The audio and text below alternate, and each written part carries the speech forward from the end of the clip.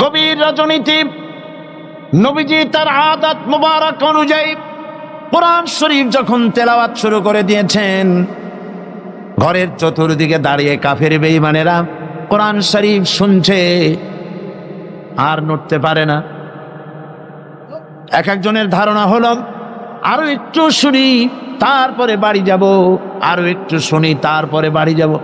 এমনি করে করে চারটি কাফেরের জন্য ফজরে রক্ত হয়ে গেল। দাঁড়ানো থেকে বসার সময় কেউ পায় নাই। এ কথা ধ্রুব সত্য। কোরআনের আকর্ষণ ভিন্ন। সুবহানাল্লাহ বলেন।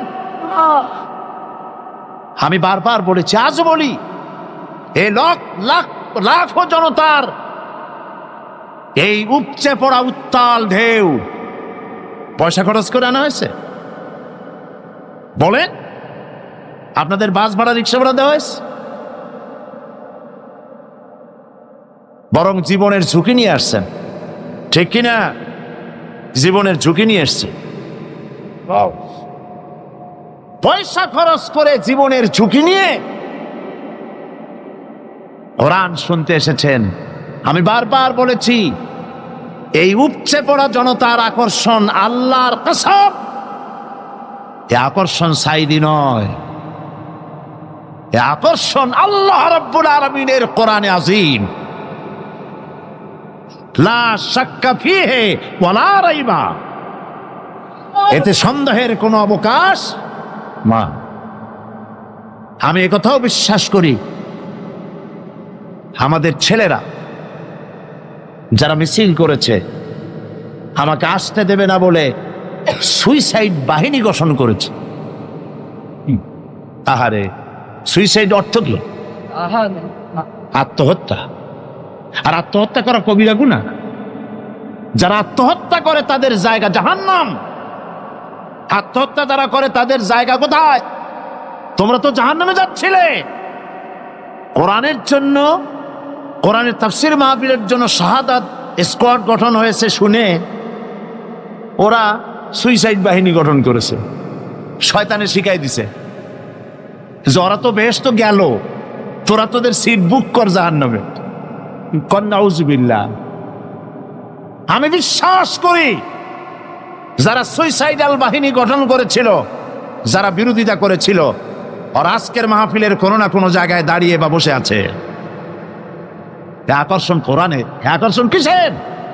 আল্লাহর কসম কোরআনের।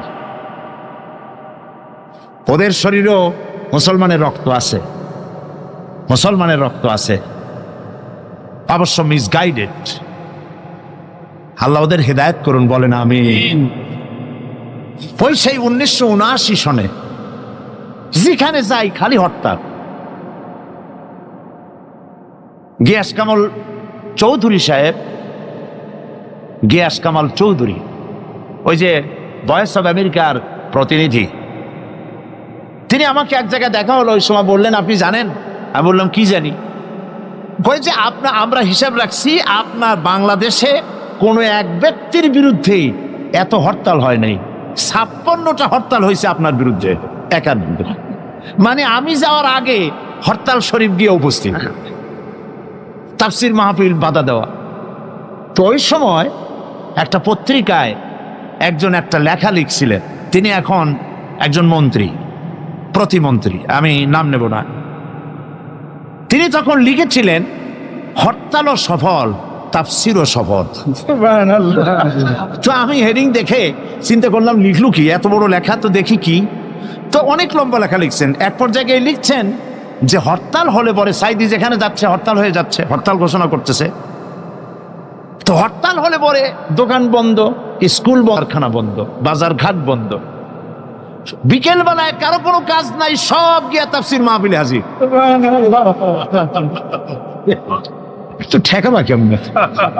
এটা হচ্ছে কোরআনের আকর্ষণ। সুবহানাল্লাহ। 89 সাল। হ্যাঁ, 89। জি সরি, 89। আমাদের ছেলেরা যারা তোমরা বিরোধিতা করেছিলে, একটু তাকায় দেখো তো মাহফিলটার দিকে। কত লক্ষ টাকা দিয়ে এরকম একটা সমাবেশ তোমরা করতে পারবে? এই মানুষ তো জাদু করে আনা হয় নাই, পয়সা দিয়ে আনা হয় নাই, কোরআনের আকর্ষণে এসেছে। সুবহানাল্লাহ বলেন। কাজী বাধা দিও না, বাধা বসেন, বাধা দিও না, তোমাদেরই ক্ষতি হবে, তোমাদের ভাগ্যের ক্ষতি হবে। চট্টগ্রামের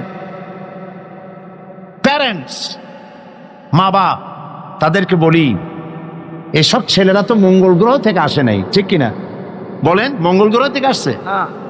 দিল্লি বা ব্যাঙ্গালোর থেকে এসেছে? আমাদেরই ছেলে, হয় আপনার না হয় আমার, হয় ছেলে না হয় ভ্রাতুষ্পুত্র, আমাদেরই কেউ। এ ছেলেগুলিকে বুঝান, আর যাই করো আল্লাহ নিয়ে, ইসলাম নিয়ে, কোরআন নিয়ে, হাদিস নিয়ে, রসুল নিয়ে তামসা করো না।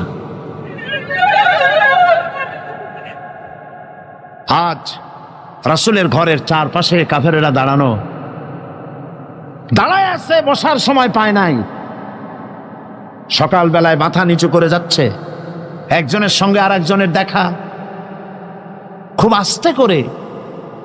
আবু সুফিয়ান আবু জাহেলকে জিজ্ঞেস করছে, আবু জাহেল কখন এসছো? কয় রাত তখন দুপুর টুপুর হবে। তুমি? ওই এরকমই। পরস্পর কুশল বিনিময় এবং কথাবার্তা বলতে বলতে যাচ্ছে। আবু জাহেল বলছে, আবু সুফিয়ান বলছে, আবু জাহেল একটা কথা বলি শুনুন, রাগ টাগ করবো না তো? তোমার যা মেজাজ। কই না রাগ করবো না। দেখো আমি লাত মানাতের নামে শপথ করি, ওরা তো ওই রকমই শপথ করে, লাত মানাত উজ্জার নামে শপথ করছি, সারা রাত ভর মুহাম্মদ সাল্লাল্লাহু আলাইহি সাল্লামের মুখে যা শুনলাম, অবশ্যই এগুলি মানুষের বানানো হতে পারে না। প্রত্যেকটি শব্দ যেন কলিজে স্পর্শ করে, শরীর শিউরে ওঠে। জীবনেও তো এরকম কথা শুনিনি। আবু জাহেল বলছে, দেখো এটা বড়ই কুলক্ষণ। এই সব কথা যদি আমরা নেতারা বলি, অবশ্য তোমার অনুভূতি আমার মধ্যেও আছে, কিন্তু এই সব কথা যদি আমরাই বলি, না জানি কোন ফাঁকে আবু বকর ওমরের মতো আমরাও পাগল হয়ে বসবো। নাউজুবিল্লাহ। কাজী আমি বুঝতে পেরেছি যে তোমাদেরকে কোরআন একটা আসর করে ফেলেছে, আসো তওবা পড়ো, হাত দাও, হাত দাও, তওবা পড়ো। সবাই তওবা করলো যে না, এইখানে আর এটা শুনতে আসবো না। গেল সবাই। আজ আবার রাত, দুপুর গড়িয়ে এলো। নিষিদ্ধ জিনিসের প্রতি আকর্ষণ হওয়া মানুষের প্রথম দিন থেকেই এসেছে। মানব স্রষ্টা সৃষ্টির সেই প্রথম দিন থেকেই নিষিদ্ধ জিনিসের প্রতি আকর্ষণ। গভীর রাত্রে আবু জাহাল ভাবছে, আমার হাতে যখন তওবা পড়েছে, ওরা কেউ ভয়তে আসবে না, আমি একা আজকে মজা করে শুনবো মুহাম্মদ সাল্লাল্লাহু আলাইহি সাল্লামের মুখে আল্লাহর কালাম। আবু সুফিয়ান, উতবা, সাইবা তারাও ভাবছে, উনি নিজে যখন তওবা পড়াইছে, উনি কে তওবা ভাঙবে? উনি আসবেন না।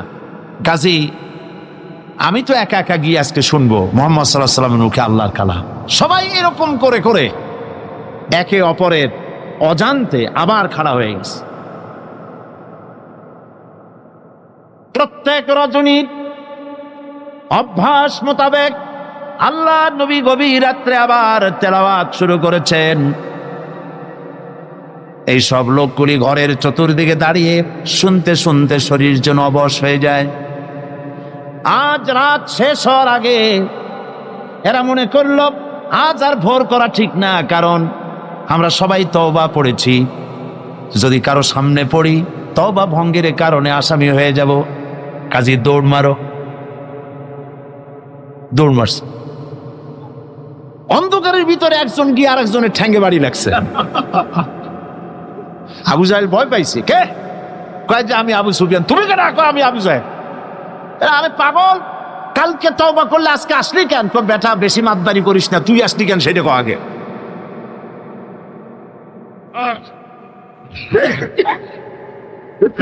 চারটা মিলে একত্রিত হয়ে তারা বলল, কোরআন শোনার জন্য যে ধরনের উন্মাদনা আমাদের মধ্যে সৃষ্টি হয়েছে। আমরা নিজেরাই না জানি কখন মুসলমান হয়ে যাব।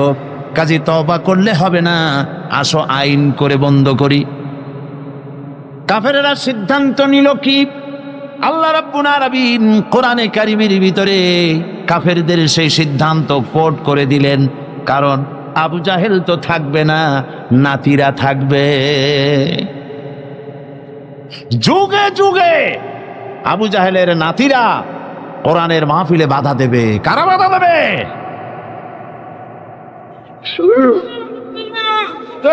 আবু জাহেল দুনিয়া থেকে বিদায় হয়েছে, তার প্রেতাত্মা দুনিয়া থেকে বিদায় হবে না। এই জন্য সিদ্ধান্তটা আল্লাহ পাক কোরআন শরীফের ভিতরে কোট করে দিলেন। কাফেরেরা কি বলল কোরআন শরীফ সম্পর্কে? ওয়াকালান্নাযীনা কাফারু লা তাসমাউ লিহাযাল কুরআনি ওয়ালগাউ ফীহি লাআল্লাকুম তাগলিবুন। খবরদার, কাফেরেরা সিদ্ধান্ত নিল কোরআন শোনো না, লা তাসমাউ লিহাযাল কুরআন, কোরআন শোনো না, কোরআন শুনতে যেও না। ওয়ালগাউ ফীহি, কোরআন শুধু নিজে শুনে ঘরে বসে থাকো তা শুধু নয়, ওয়ালগাউ ফীহি, কোরআন যাতে মানুষেরা শুনতে না পারে সেজন্য ডিস্টার্ব করো, সন্ত্রাস সৃষ্টি করো, বাধা দাও যাতে কোরআন শুনতে না যেতে পারে মানুষ। এই সিদ্ধান্ত কাদের?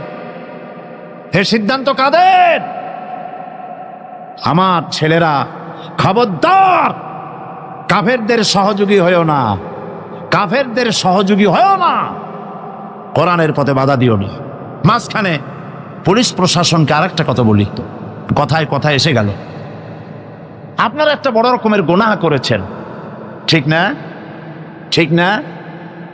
এদেশে কালী পূজা, দুর্গা পূজায় 8 দিন 10 দিন ধরে মাইকিং এর পারমিশন আপনারাই দেন। দেশটা তো হিন্দুস্তান হয় নাই, দেশটা তো হিন্দুস্তান হয় নাই। দুর্ভাগ্যবশত দেশটা এখনো বাকশালও হয় নাই। তাহলে মাইকিং এ বাধা দিলেন কেন? বাধা দিয়ে কি সব হইছে? না। কি হয়েছে বলেন? কি হয়েছে? কবিরা গুনাহ করেছেন পুলিশ কর্তৃপক্ষ, সাধারণ পুলিশের মোটেও দোষ না। পুলিশ প্রশাসন কবিরা গুনাহ করেছেন, তওবা করতে হবে, তওবা করতে হবে, আর একটি কাফারা দিতে হবে। সেই কাফারাটা কি?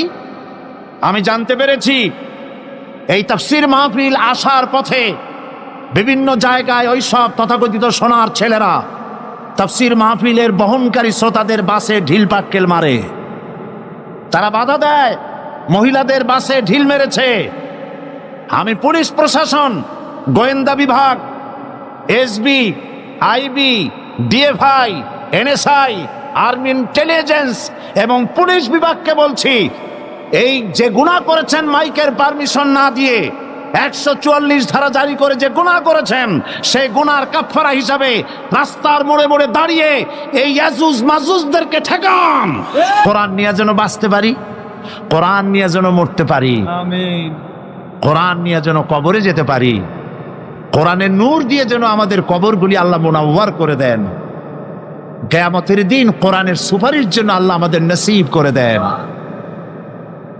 আহা, কি নিয়ামত! সুবহানাল্লাহ, বলি সুবহানাল্লাহ।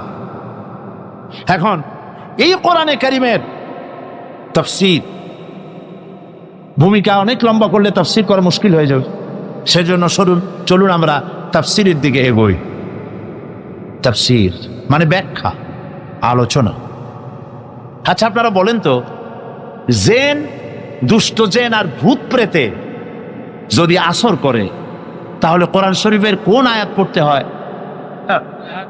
জি, ওলামারা বলেন না, আয়াতুল কুরসি। কোনটা পড়তে হয়? বলেন কোনটা? চট্টগ্রাম তাফসীর মাহফিল উপলক্ষেও কিছুটা ভূত প্রেতের আসর হয়েছে। এই ভূত প্রেতের আসর থেকে রক্ষা করার জন্যে সকলে আমার সাথে পড়েন যথারীতি। أعوذ بالله من الشيطان الرجيم بسم الله الرحمن الرحيم الله لا إله إلا هو الحي القيوم لا تأخذه سنة ولا نوم له ما في السماوات وما في الأرض من ذا الذي يشفع عنده إلا بإذنه يعلم ما بين أيديهم وما خلفهم ولا يحيطون بشيء من علمه إلا بما شاء وسع كرسيه السماوات والأرض ولا يؤوده حفظهما وهو العلي العظيم صدق الله العظيم সবাই বলেন সাদাকাল্লাহুল আযীম। 5 দিন তাফসীরুল কোরআন মাহফিল একাধারে আলোচনা করতাম, আজকে 2 দিন মাহরুম হয়ে গেলাম। কলিজা ফেটে যায়, চোখে পানি এসে যায়, কি নিয়ামত থেকে বঞ্চিত হয়ে গেলাম। সুতরাং আয়াতুল কুরসি থেকে শুরু করি, কদ্দুর যাইতে পারি দেখি। আল্লাহ পাক তৌফিক দান করুন, বলেন আমিন। মামা তৌফিকি ইল্লা বিল্লাহ আলাইহি তাওয়াক্কালতু ওয়া ইলাইহি উনীব। আল্লাহর কাছে সাহায্য প্রার্থনা করি, রব্বুল আলামিন তোমার এই কালাম, তোমার এই আয়াত বোঝার তৌফিক আমাদেরকে দান করো। আমিন। আয়াতুল কুরসি, আগে এটার অর্থ করে নেই। আল্লাহু লা ইলাহা ইল্লা হুয়াল হাইয়ুল কাইয়্যুম। আল্লাহ হচ্ছেন তিনি যিনি ছাড়া কোনো ইলাহ নাই, যিনি সার্বভৌমত্বের একচ্ছত্র মালিক। লা তাখুযুহু সিনাতুন ওয়ালা নাওম, যাকে ঘুম এবং তন্দ্রা স্পর্শ করে না। লাহু মা ফিস সামাওয়াতি ওয়া মা ফিল আরদ, আকাশ ও জমিনে যা কিছু আছে সবই তার। মান যাল্লাযী ইয়াশফাউ ইনদাহু ইল্লা বিইজনিহি, কে আছে এমন যে তার কাছে সুপারিশ করতে পারে তার বিনা অনুমতিতে? মা বাইনা আইদিহিম ইয়ালামু মা বাইনা আইদিহিম ওয়া মা খালফাহুম, তিনি সবার অগ্র পশ্চাৎ এর সব কিছুর খবর রাখেন। ওয়ালা ইউহিতুনা বিশাইইম মিন ইলমিহি ইল্লা বিমা শাআ, তার জ্ঞাত বিষয়ের কিছুই মানুষ নিজেদের আয়ত্তে আনতে পারে না। অবশ্য আল্লাহ যদি কাউকে কিছু দিতে চান, ওয়াসিআ কুরসিয়্যুহুস সামাওয়াতি ওয়াল আরদ, তার একচ্ছত্র ক্ষমতা এবং কর্তৃত্ব আকাশ এবং জমিনকে পরিব্যাপ্ত করে রেখেছে। ওয়ালা ইয়াউদুহু হিফযুহুমা ওয়া হুয়াল আলিয়্যুল আযীম, আর আকাশ এবং পৃথিবীর রক্ষণাবেক্ষণ করতে গিয়ে আল্লাহ পাক মোটেই ক্লান্তি বোধ করেন না, আর তিনি হচ্ছেন এক মহান শ্রেষ্ঠতম সত্তা। বলি সাদাকাল্লাহুল আযীম। আয়াতুল কুরসি, এই আয়াতটি আয়াতুল কুরসি হিসেবে পরিচিত। কি নামে পরিচিত? আয়াতুল কুরসি। এখানে মহান আল্লাহ পাকের এমন সব পূর্ণাঙ্গ পরিচিতি পেশ করা হয়েছে যার নজির গোটা কোরআন শরীফে নাই। সুবহানাল্লাহ। তাই হাদিস শরীফে এই আয়াতটিকে শ্রেষ্ঠ আয়াত বলা হয়েছে। কোরআন শরীফের কি আয়াত? শ্রেষ্ঠ আয়াত বলা হয়েছে। আমরা প্রত্যেকটি ফরজ নামাজের পরে এই আয়াতে কারিমা পড়ে থাকি, ঠিক কিনা বলে? আল্লাহর নবী বলেছেন, প্রত্যেক ফরজ নামাজের পরে আয়াতুল কুরসি যে ব্যক্তি পাঠ করবে, কিয়ামতের দিন আল্লাহ রাব্বুল আলামিন ওই ব্যক্তির ব্যাপারে সিদ্ধান্ত নেবেন, আল্লাহ তাকে জান্নাত দান করে দিবেন। হতে পারে এবার আপনারা কেউ কেউ মনে করতে পারেন বাস ওয়াজ আর না শুনলে চলবে, আয়াতুল কুরসি পড়বো আর জান্নাতে চলে যাব। না, বিষয়টা এমন নয়। বিষয়টা হচ্ছে এই আয়াতুল কুরসির মধ্যে এমন কিছু কথা আছে যা বুঝে যদি পড়ে আর আমল করে আল্লাহ পাক কিয়ামতের সিদ্ধান্ত নেবেন, জান্নাত দিয়ে দিবেন। সুবহানাল্লাহ, বলেন সুবহানাল্লাহ। এর কারণ হলো আয়াতুল কুরসির মধ্যে আল্লাহ পাক সার্বভৌমত্বের কথা বলেছেন। আজ আমরা স্লোগান দেই সব সমস্যার সমাধান। ও মাশাআল্লাহ, চট্টগ্রামের সবাই বোধহয় এই পরিচিত স্লোগানটা জানেন না। জবাব তা আপনারা জবাব দিতে পারলেন না কেন? সব সমস্যার সমাধান দেন স্লোগান আপনারাই।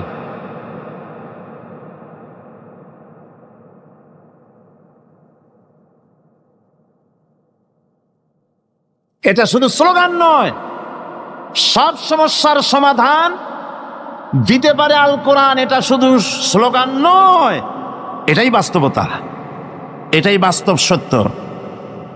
আয়াতুল কুরসির মধ্যে রয়েছে একটি জটিল সমস্যার সমাধান, যাকে সহজ কথায় বলা যায় গদি সমস্যার সমাধান।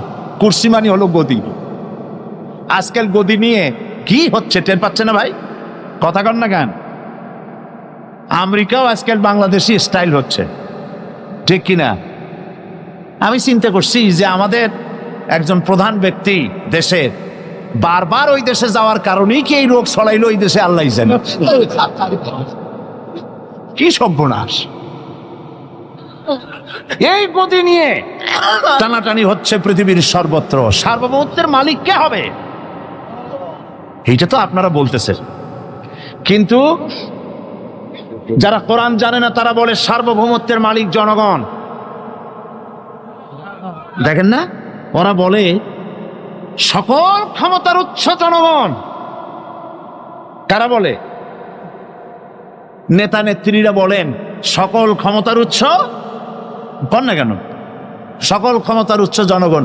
এই কথাটা হলো আসলে ভোটারদেরকে পাম্পট্টি দেওয়া, আপনাদেরকে ফুলাইয়া ডানলপ টায়ার বানায়।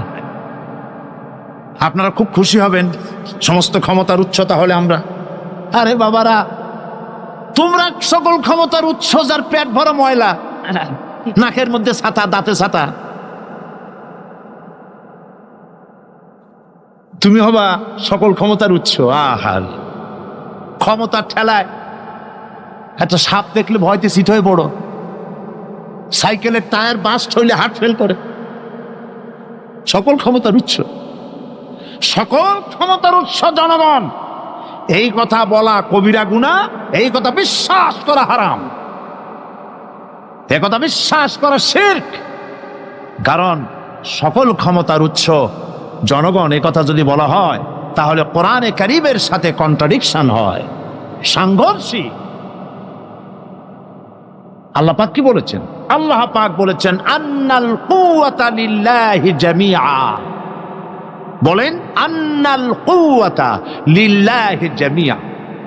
আমার আল্লাহ রাব্বুল আলামিন বলেন, জেনে রাখো নিঃসন্দেহে সকল ক্ষমতার উৎস কেবলমাত্র আল্লাহ রাব্বুল আলামিন। সকল ক্ষমতার উৎস কে? জোরে বলেন আল্লাহ, আল্লাহ, আল্লাহ। তিনি একমাত্র সকল ক্ষমতার উৎস। সার্বভৌমত্বের মালিক কে হবে? এই সার্বভৌমত্বের মালিক সরকার বলে সার্বভৌমত্বের মালিক হলো জনগণ। সংবিধানে লেখা হয়েছে সার্বভৌমত্বের মালিক হলো জনগণ। মিছে কথা, মিথ্যে কথা, আল্লাহর কোরআনের বিরোধী কথা। সার্বভৌমত্বের মালিক হতে হলে যে সব গুণ, যে সব কোয়ালিটি থাকা দরকার তা মানুষের মধ্যে নাই। সার্বভৌমত্ব কেবলমাত্র কার? এই কথা আয়াতুল কুরসির মধ্যে একটা একটা করে বলা হয়েছে। সার্বভৌমত্বের মালিক হওয়ার জন্য কি কি কোয়ালিটি হওয়া প্রয়োজন আল্লাহ পাক তা বলে দিয়েছেন। কোরআন আয়াতুল কুরসি আল্লাহ কোরআনে নাজিল করে সার্বভৌমত্বের মালিক কে হবে সমস্যার সমাধান করে দিলেন। রাসূল করিম সাল্লাল্লাহু আলাইহি সাল্লাম মানুষের সার্বভৌমত্ব খতম করে মদিনায় আল্লাহর সার্বভৌমত্ব কায়েম করে তিনি একটি রাষ্ট্র কায়েম করলেন। মদিনার রাষ্ট্রের সার্বভৌমত্বের মালিক কে ছিলেন? আল্লাহ। জোরে বলেন, কে ছিলেন? আল্লাহ। মানুষ তখন দেখতে পেল খোদাই সার্বভৌমত্বের ভিত্তিতে যে রাষ্ট্র গঠন হয়, সেই রাষ্ট্র মানবতার জন্য কত কল্যাণকর হয়। সুবহানাল্লাহ বিহামদি। আর মানুষের সার্বভৌমত্বের ভিত্তিতে যে রাষ্ট্র গঠন হয়, সেই রাষ্ট্রে দলীয়করণ, আত্মীয়করণ, বংশীয়করণের শ্রাদ্ধ হয়ে যায়। সার্বভৌমত্বের মালিক হিসাবে মানুষ 100-তে 100 ভাগ, মানুষ 100-তে 100 ভাগ অযোগ্য। কারণ সার্বভৌমত্ব নিরঙ্কুশ, যা ভাগ করা যায় না, যা কেড়ে নেওয়া যায় না। আমাদের দেশে যারা সার্বভৌমত্বের মালিক, অনেক সময় বলে রাষ্ট্র, অনেক সময় বলে জনগণ। যারা ক্ষমতায় আসে তারা সার্বভৌমত্বের মালিক নিজেদেরকে দাবি করেন, আবার জনগণকেও দাবি করেন। তো এই সার্বভৌমত্বের মালিক তো তাদের হাত থেকে এই মালিকানা আরেকজনে কেড়ে নিয়ে যায়, নেয় না? নেয় না? কেড়ে নিয়ে যায়। আয়াতুল কুরসিতে বলা হলো যে সার্বভৌমত্বের মালিক এই ক্ষমতা থেকে আরবিতে বলা হয় উলুহিয়াত। এই ক্ষমতাকে, সার্বভৌমত্বের ক্ষমতা থেকে আরবিতে কি বলা হয়? উলুহিয়াত। আর যার হাতে এই ক্ষমতাটা থাকে তাহলে বলে ইলাহ, তাকে কি বলা হয়? আল্লাহ রাব্বুল আলামিন আয়াতুল কুরসির শুরুতে এই কথাটাই বলে দিলেন, আল্লাহু লা ইলাহা ইল্লা হুয়াল হাইয়ুল কাইয়্যুম। আল্লাহ হচ্ছেন তিনি, যিনি ছাড়া কোনো ইলাহা নাই। তার মানে হলো সার্বভৌমত্বের একচ্ছত্র মালিকানা কার হাতে? চিৎকার দিয়ে বলুন, আল্লাহ রাব্বুল আলামিনের হাতে। সার্বভৌমত্বের এই ক্ষমতা হস্তান্তরযোগ্য নয়। আর সার্বভৌমত্বের মালিক যিনি হবেন, তার শুরু থাকবে না, শেষও থাকবে না। এই কোয়ালিটি কার মধ্যে আছে? আল্লাহ পাকের মধ্যে। আল্লাহ পাক বললেন তিনি হচ্ছেন আল হাই আল কাইয়্যুম। তিনি হাইয়্যু, তিনি কাইয়্যুম। তিনি শাশ্বত, তিনি জাগ্রত, তিনি চিরস্থায়ী, যার শুরুও নাই, যার শেষও নাই। সুবহানাল্লাহি বিহামদিহি। আর সার্বভৌমত্বের মালিক যিনি হবেন, তিনি ঘুমাইতে পারবেন না। কারণ তিনি যদি ঘুমায় থাকেন, জায়গায় থাকা অবস্থায় কু হয়ে যায়, যায় না? আর্মিরা থাপ্পড় মারিয়ে দেশ নিয়ে যায়, নেয় কিনা কন? সব দেশেই হইতে পারে, সব দেশেই হতে পারে। তোমাকে বধিবে যে গোকুলে বাড়ি শেষে, কাজে বলা যায় না কখন কি হয়ে যায়। এই সার্বভৌমত্বের মালিকানা নিয়ে যারা বসে আছে, যে কোনো মুহূর্তে তার হাত থেকে ক্ষমতা ছিনতাই হয়ে যেতে পারে, পারে কিনা? আর ঘুমায় থাকলে, সার্বভৌমত্বের মালিক দাবি করে যদি ঘুমায় থাকে, ততক্ষণ ভারপ্রাপ্ত বানাবে কারে? এই জন্য সার্বভৌমত্বের মালিক হচ্ছেন আল্লাহ পাক, যাকে ঘুম এবং তন্দ্রা স্পর্শ করে না। সার্বভৌমত্বের মালিকের কোয়ালিটি আল্লাহ পাক বলছেন, লা তাখুযুহু সিনাতুন ওয়ালা নাওম। পড়েন সবাই, লা তাখুযুহু সিনাতুন ওয়ালা নাওম। তার ঘুমও নাই, তন্দ্রাও নাই। হযরত মূসা আলাইহিস সালাম আল্লাহ পাকের কাছে একবার প্রশ্ন তুলেছেন, আল্লাহ পাক তুমি নাকি ঘুমাও না? আল্লাহ বলেন তুমি বিশ্বাস করো না? মূসা আলাইহিস সালাম বলছেন অবশ্যই বিশ্বাস করি। আল্লাহ পাক বললেন বিশ্বাস যদি করো তাহলে বুঝানো যাবে। হযরত ইব্রাহিম আলাইহিস সালাম বলেছিলেন আল্লাহ পাকের কাছে, কাইফা রব্বি আরিনি কাইফা তুহিল মাউতা, হে রব তুমি আমারে দেখাও কেমনে তুমি মৃত্যুকে জিন্দাকে মৃত্যু করো, মৃত্যুকে জিন্দা করো, একটু দেখাও আমারে। আল্লাহ পাক বললেন আওয়ালাম তুমিন, বিশ্বাস করো না? ইব্রাহিম আলাইহিস সালাম সঙ্গে সঙ্গে বললেন বালা। নাম বললেন না, বালা মানেও হ্যাঁ, নাম মানেও হ্যাঁ, কিন্তু একটু তিনি নাম না বলে বালা বললেন। নামের অর্থ হলো হ্যাঁ, আর না বালার অর্থ হচ্ছে কেন নয়, অবশ্যই বিশ্বাস করি। ওয়ালাকিন লিয়াতমাইন্না কালবি, তবে আল্লাহ তুমি যদি চোখে দেখাও একটু, তাহলে এগুলি একটুখানি লিয়াতমাইন্না কালবি, আমার অন্তরাত্মা প্রশান্তি লাভ করবে যদি চোখে দেখতে পারি। আল্লাহ বলেন তাহলে তোমারে দেখাবো। আল্লাহ দেখাইলেন। মুসা আলাইহিস সালাম যখন বললেন যে আল্লাহ পাক তুমি আর মৃত্যুকে চিন্তা করো কেমনে, তুমি ঘুমায় থাকো, না ঘুমায় পারো কেমনে? তোমার নাকি ঘুম নাই, তন্দ্রা নাই। আল্লাহ পাক বলেন বিশ্বাস করো না? বলে আমি বিশ্বাস করি। তো ঠিক আছে, তাহলে তোমার দেখাই। বললেন 1 গ্লাস পানি নিয়ে আসো। 1 গ্লাস পানি নিয়ে এসে দাঁড়িয়ে থাকো। আল্লাহ পাক মুসা আলাইহিস সালামকে বললেন 1 গ্লাস পানি নিয়ে দাঁড়াও। আর ঘুমকে আল্লাহ পাক বললেন মুসারে ধরো। মুসা আলাইহিস সালাম নিদ্রাচ্ছন্ন হলেন, তন্দ্রা এসে গেল, হাত শিথিল হয়ে হাতের থেকে পানি ভর্তি গ্লাস পড়ে ভেঙে চুরমার হয়ে গেল। মুসা আলাইহিস সালাম ভয় পেয়ে গেলেন। আল্লাহ রাব্বুল আলামিন বলেন, ভয় পাওয়ার কোনো কারণ নাই, তোমার প্রশ্নের জবাব আমি এভাবেই দিলাম। 1 গ্লাস পানি নিয়ে কয়েক মিনিট দাঁড়াইতে পারো নাই, ঘুমের সঙ্গে সঙ্গেই গ্লাস পড়ে ভেঙে গেল। তামাম আকাশ আর জমিন, গোটা সৃষ্টি জগৎ তোমার আল্লাহ পাকের হাতের মুঠার মধ্যে রয়েছে। আল্লাহ যদি ঘুমায় যায় সব শেষ হয়ে যাবে। তামাম সৃষ্টি জগতের ট্রাফিক কন্ট্রোল আল্লাহ কর্তৃক হয়, আর মানুষের যা হয় আল্লাহ পাক তার থেকে সম্পূর্ণ মুক্ত। আল্লাহ পাকের ঘুম নাই, তন্দ্রাও নাই। লা তাখুযুহু সিনাতু ওয়ালা নাওম, ঘুমও নাই, তন্দ্রাও নাই। আল্লাহ পাক সমস্ত রকমের মানবীয় কোয়ালিটি থেকে, গুণ থেকে মুক্ত, মুবাররা, পবিত্র। আল্লাহ রাব্বুল আলামিন সার্বভৌমত্বের একচ্ছত্র মালিক হচ্ছেন আল্লাহ পাক। তিনি ছাড়া কোনো ইলাহ নাই। তিনি পরিষ্কার করে বলছেন, আল্লাহু লা ইলাহা ইল্লা হুয়াল হাইয়ুল কাইয়ুম। সবাই পড়েন, আল্লাহু লা ইলাহা ইল্লা হুয়াল হাইয়ুল কাইয়ুম। আল্লাহ হচ্ছেন সার্বভৌমত্বের মালিক, তিনি ছাড়া কোনো ইলাহ নাই। এমন একটি আয়াত তাফসীরের জন্য আল্লাহ এনে দিয়েছেন, যেই আয়াতটি বুঝলে পরে দুনিয়াও শান্তি, আখিরাতেও শান্তি। গদি সমস্যার সমাধান হবে, সব সমস্যার সমাধান হবে। আয়াতুল কুরসি এমন আয়াত, যা তেলাওয়াত করলে, বুঝলে, আমল করলে কিয়ামতের দিন আল্লাহ পাক তার সম্পর্কে সিদ্ধান্ত নেবেন, জান্নাত দিয়ে দিবেন। সুবহানাল্লাহ। আমার দিল সাক্ষী দেয়, আমি তাকে বলবো আমার কথা আপনি না শোনেন।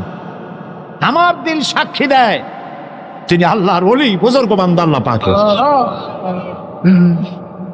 সর্বজন শ্রদ্ধেয় ব্যক্তিত্ব। আল্লাহ তাকে হায়াতে তাইয়্যিবা, সেহাতে কুল্লিয়া দান করুন।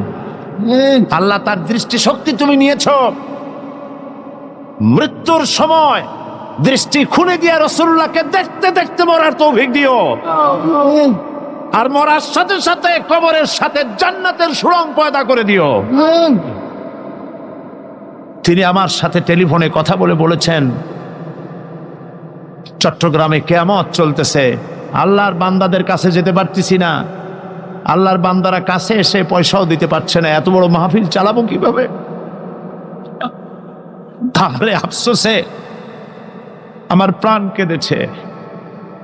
চট্টগ্রামবাসীরা, শুরুতে যে কথা বলেছি, একদম শুরুতে সেই কথাটা আরেকবার স্মরণ করাই। আল্লাহর কসম, তাফসীরুল কোরআন মাহফিল জামাত শিবিরের একক সম্পদ নয়, মুসলমানদের সম্পদ, গোটা মুসলিম উম্মতের সম্পদ।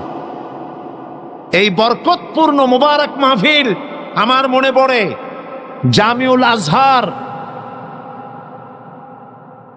কায়রো, মিশর। সেখানকার একজন ওস্তাদ, বিশ্ববিখ্যাত জামে আজহারের ওস্তাদ, প্যারেড ময়দানে বক্তৃতা করে বলেছিলেন, প্রায় 60 ঊর্ধ্ব বয়স তার, বিলো 70।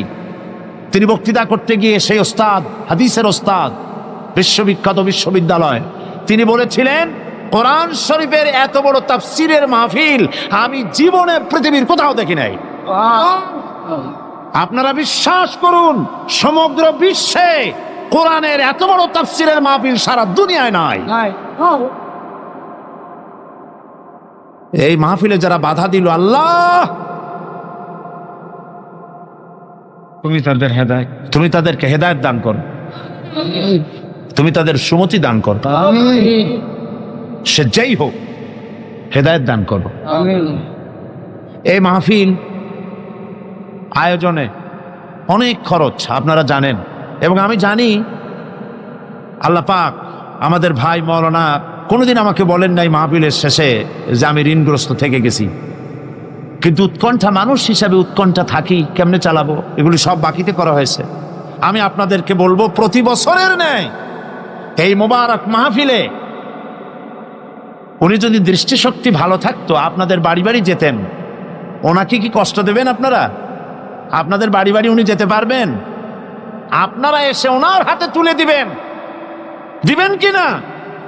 আর সবাই তো হাতে দেওয়া সম্ভব নয়।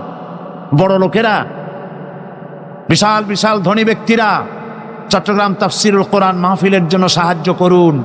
এ মাহফিল চলবে, এ মাহফিল চলবে ইনশাআল্লাহ। প্যারেড ময়দানে 144 ধারা দেওয়া হয়েছে 17 দিনের। পৃথিবীর ইতিহাসে এত বড় 144 ধারা কোন দেশে কখনো হয়েছে বলে অন্তত আমার জানা নাই। যারা কোরআনের মাহফিলে 144 ধারা দিলেন অন্যায় ভাবে, আল্লাহ যদি তাদের জন্য জান্নাতের চতুর্দিকে 144 ধারা দিয়ে দেন, আল্লাহ মাফ করুন, আল্লাহ মাফ করুন, আল্লাহ মাফ করুন, বলেন আমিন। চট্টগ্রামের ধনী ব্যক্তিরা উদাত্ত মুক্ত হস্ত নিয়ে এগিয়ে আসুন। পুরা প্যান্ডেলের খরচ একজনে দিয়ে দিন, পুরা লাইটের খরচ একজনে দিয়ে দিন, মাইকের খরচ দিয়ে দিন, পোস্টারের খরচ দিয়ে দিন। আল্লাহ পাক আপনাদের কামাই রুজিতে বরকত দান করবেন। আমিন।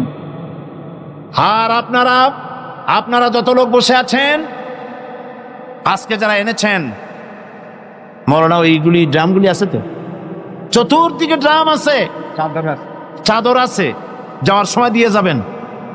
এ তাফসীরের মাহফিলের সাথে আপনার কলিজার সম্পর্ক, সত্য কিনা বলেন? যাওয়ার সময় দিয়ে যাবেন, আর আগামীকাল পকেট ভর্তি করে টাকা নিয়ে আসবেন। বলেন ইনশাআল্লাহ। আল্লাহ তৌফিক দিবেন, বলেন আমিন। মৌলানা যেন চিন্তায় পেরেশানিতে কষ্ট না পান, সমাজ কল্যাণ পরিষদ যেন কষ্ট না পায়। আল্লাহ তুমি গায়েব থেকে মদত দান করো, বলি আমিন। আর চট্টগ্রাম তাফসীরুল কোরআন মাহফিল হচ্ছে ইসলামী বই মেলার শ্রেষ্ঠ বই মেলা। এত বড় ইসলামী বই মেলা বাংলাদেশের কোথাও হয় না। বামপন্থীরা খালি খালি খেপছে, কলজে আগুন লেগে গেছে। এত মানুষ হেদায়েত হয়, শয়তান চিন্তা করে তাহলে বাইসে থেকে লাভ কি? আল্লাহ হেদায়েত করুক, বলেন আমি। যাওয়ার সময় বইগুলি দোকান ঘুরে ঘুরে যাবেন। অসংখ্য বই এসেছে, তাফসীর এসেছে। এই মাহফিলের জন্য টাকা খরচ করে লোকেরা বই চেপেছে, বহু বই। বই আপনাকে কখনো ঠকাবে না। ইসলামী বই তাফসীর নেবেন, ফি জিলালিল কোরআন এসেছে, তাফহিমুল কোরআন এসেছে, বিশ্ববিখ্যাত তাফসীর তাফহিমুল কোরআন ফি জিলালিল কোরআন বাংলা হয়ে গেছে। বলেন আলহামদুলিল্লাহ, বলেন আলহামদুলিল্লাহ। প্রাণ ভরে কিনবেন আপনারা, আল্লাহ তৌফিক দিন, কোন আমিন। আর 2000 সনে আমার হজ করার কোনো নিয়ত ছিল না। হঠাৎ করিয়া হজের আগে, মাত্র কয়েকদিন আগে, বাদশাহ ফাহাদ তিনি বাংলাদেশে তাদের দূতাবাসের মাধ্যমে আমাকে রাজকীয় মেহমান হিসেবে দাওয়াত দিলেন হজ করার জন্য। তো হজ করতে গিয়ে মিনায় সে দেশের সব থেকে বড় বড় ওলামাদের সাথে দেখা হওয়ার তৌফিক হলো। সুবহানাল্লাহ। আলেম কারে বলে? আমার দেশের মানুষেরা আলেমদের মর্যাদা বোঝে না। আহারে, আমার রাসূল বলেছেন, আকাশের সমস্ত তারকা পুঞ্জের ভেতরে পূর্ণিমার চাঁদের যে মর্যাদা, আমার উম্মতের ভেতরে আমার আলেমদের সেই মর্যাদা। আমি ওই সব আলেমদের কপালে চুমা খাইছি। সুবহানাল্লাহ। তাদের হাত পায়ের যোগ্যতাও আমাদের নাই। কত বড় আলেম! সুবহানাল্লাহ। সৌদি আরবের সব থেকে বড় আলেম যিনি ইন্তেকাল করেছেন, বিন বাজ, নওয়ারাল্লাহু মারকাদাহু ওয়াজআলাল জান্নাতা মাসওয়াহু।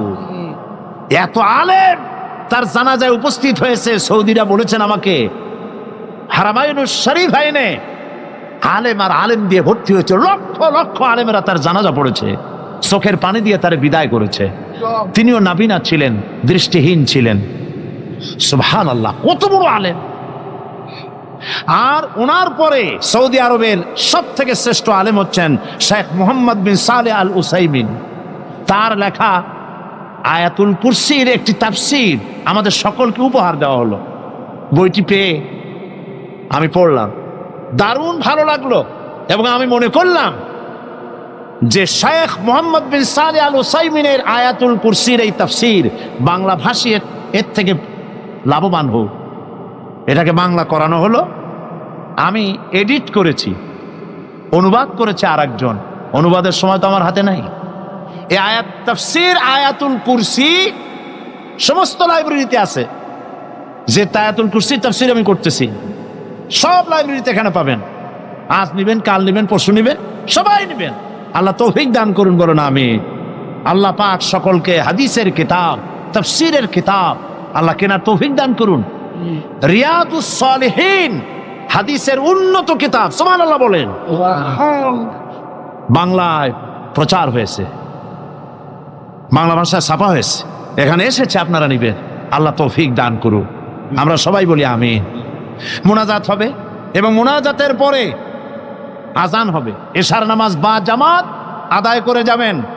এবং আগামীকাল একজনে তিন জন দাওয়াত দিয়ে নিয়ে আসবেন। একজনে কয়জন?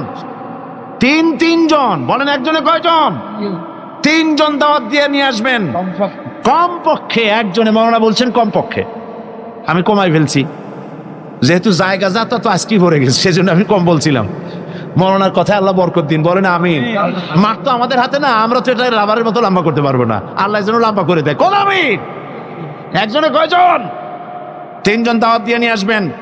আর আয়াতুল কুরসি পড়িয়া বাসে উঠবেন, গাড়িতে উঠবেন, যাতে ভূত প্রেত তার জেনে আজর করতে না পারে। মনে থাকবে, আল্লাহর উপরে ভরসা করে উঠবেন। আর গোয়েন্দা বিভাগ, পুলিশ প্রশাসনকে আবার বলি, আমরা জানতে পেরেছি রাস্তার মোড়ে মোড়ে বাধা দেওয়া হয়। আপনারা যে গুনাহ করেছেন বাধা দিয়ে, তাফসীরের মাহফিলে 140 ভোট দিয়ে, এর কাফারা আদায়ের জন্য রাস্তার মোড়ে মোড়ে ওই সব ছেলেদেরকে আপনারা ঠেকান, যাতে কোরআন শুনতে কোনো মানুষের বাধার সৃষ্টি না হয়। হতে পারে এই খেদমতের কারণে আল্লাহ পাক আপনাদের ওই গুনাহ মাফ করে দিবেন। মোনাজাতের পর আজান, আজানের পরে বা জামাত ইশা। আল্লাহুম্মা আমিন। রব্বানা যালামনা আনফুসানা ওয়া ইন লাম তাগফির লানা ওয়া তারহামনা লানাকুনান্না মিনাল খাসিরিন। রব্বানা লা তুযিগ কুলুবানা বা'দা ইয হাদাইতানা ওয়া হাব লানা মিন লাদুনকা রাহমাতান ইন্নাকা আনতাল ওয়াহ্হাব। আয় আল্লাহ তাআলা, লাখো জনতা নিয়ে, মা বোনদের নিয়ে তোমার দরবারে চট্টগ্রাম তাফসীরুল কোরআন মাহফিল আজকের এই প্রথম দিনে গুনাহগার কাঙ্গালের মতো তোমার দরবারে হাত তুলেছি। মেহেরবানি করে আমাদের আলোচনা দুরূদ ও সালামের সওয়াব জনাবে মুহাম্মদুর রাসূলুল্লাহ সাল্লাল্লাহু আলাইহি ওয়াসাল্লামের রূহ মুবারকে পৌঁছায় দাও।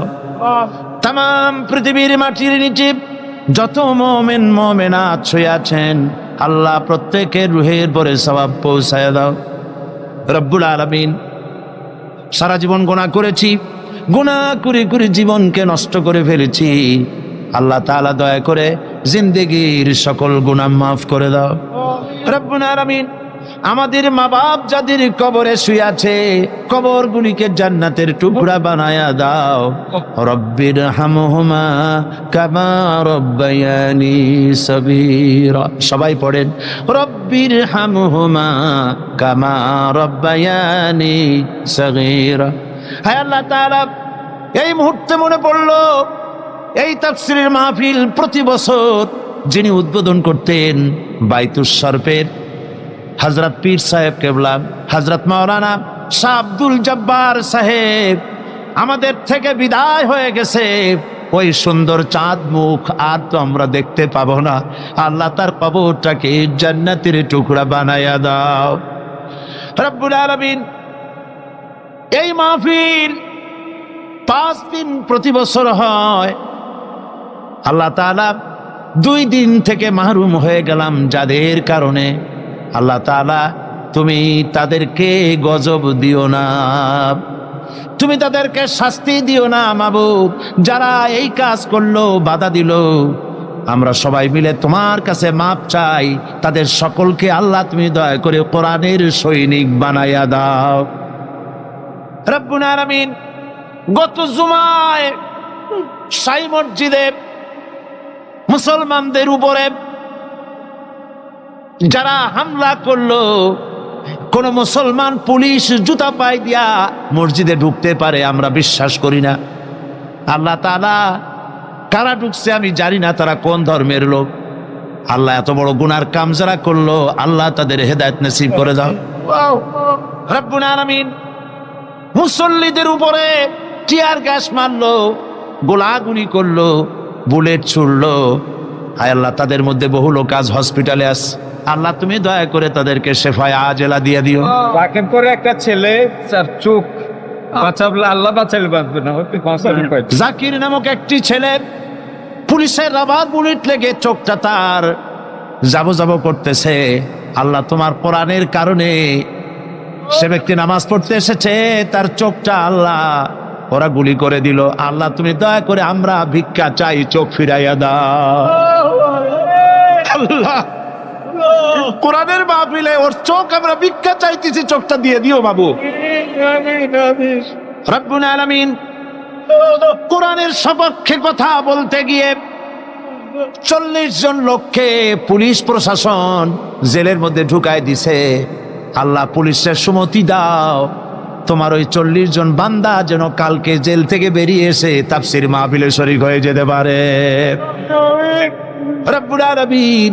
সরকারকে সুমতি দাও, কোরআন নিয়ে, হাদিস নিয়ে, ইসলাম নিয়ে, আলেম নিয়ে যেন ষড়যন্ত্র না করে। হায় আল্লাহ তাআলা তুমি দয়া করে সকলকে হেদায়েত নসিব করে দাও। এই মাহফিলে বহু টাকা প্রয়োজন মাবুদ, কোথা থেকে আসবে জানি না। আল্লাহ পাক তোমার বান্দাদের দিলকে নরম করে খরচ উঠাইয়া দিও। মা বোনেরা প্রতি বছর কষ্ট করে করে আসেন আর মাহফিলের পাশে পর্দার আড়ালে বসে শোনেন। আজকে তারা দেওয়ালের মধ্যে একটা ভিন্ন জায়গায় বসেছেন, তাদের ভালো করে বসতে দেওয়া গেছে কিনা আমি জানি না। মাবুদ গো দয়া করে মা বোনদেরকে, তারা যে আসেন আল্লাহ তাদের উপরে রহমত নাজিল করো। আল্লাহ তুমি তাদের এমন জীবন যাপনের তৌফিক দাও যাতে করে কিয়ামতে হযরত আয়েশা খাদিজার সঙ্গে হাসর নসিব হয়ে যায় রব্বুল আলামিন। আগামীকাল এবং পরশু যে মাহফিল হবে, এই মাহফিলগুলি তোমার কুদরতি নিজাম দিয়ে পরিচালিত করো। আর একটা দরখাস্ত করি, কোরআনের মাহফিলে বাধা দিয়ে সফল হতে না পেরে তারা পাগলের ন্যায় হয়ে আবল তাবল বকতেছে, পথে ঘাটে বাধা দিতেছে। আল্লাহ রব্বুল আলামিন তোমার বান্দা বান্দিরা যারা মাহফিলে আসে তাদের জান মাল এর হেফাজতের দায়িত্ব আল্লাহ তুমি নিজ হাতে নিয়ে নিও। পথে ঘাটে আসা যাওয়ায় কোনো বান্দা বান্দি যেন আহত না হয়, নির্যাতিত না হয়। আল্লাহ যারা বাধা দিতে চেষ্টা করে ওদের কলজার মধ্যে জাহান্নামের ভয় ঢুকাইয়া দাও, ওদের কলজার ভিতরে মৃত্যুর ভয় ঢুকাইয়া দাও। আল্লাহ তুমি দয়া করে ওদেরকে হেদায়েত নসিব করে দাও রব্বুল আলামিন। তুমি দয়া করে এই মাহফিল কিয়ামত পর্যন্ত কবুল করে নাও। আরেকটা দোয়া করি, রব্বুল আলামিন আমি তোমার গোলাম, তোমার গোলামের মধ্যে, গোলামদের মধ্যে ছোট্ট গোলাম। আল্লাহ পাক আজ হোক কাল হোক আমাকে তুমি তোমার দরবারে নিয়ে নিবে, আমাকে বিদায় তো হতেই হবে। আল্লাহ পাক এই মাহফিল যেন শেষ না হয়, এই মাহফিল রব্বুল আলামিন কিয়ামত পর্যন্ত যেন চলে। এই মাহফিল এই এলাকাবাসীর জন্য রহমত বরকতের জরিয়া বানায় দিও। চট্টগ্রামের সমস্ত ব্যবসায়ীদের হালাল ব্যবসায় এই মাহফিল দিয়া বরকতের জরিয়া বানাইয়া দিও। আল্লাহ চট্টগ্রামবাসীরা সারা বছর তাকায় থাকে এই মাহফিলের জন্য। আল্লাহ তুমি তাদের রহমত করো, বরকত দাও। আমিন। রব্বানা تقبل منا إنك أنت السميع العليم وتب علينا إنك أنت التواب الرحيم سبحان ربك رب العزة عما يصفون وسلام على المرسلين والحمد لله رب العالمين واجعل آخر كلمة عند الموت لا إله إلا الله محمد رسول الله। السلام عليكم ورحمة الله।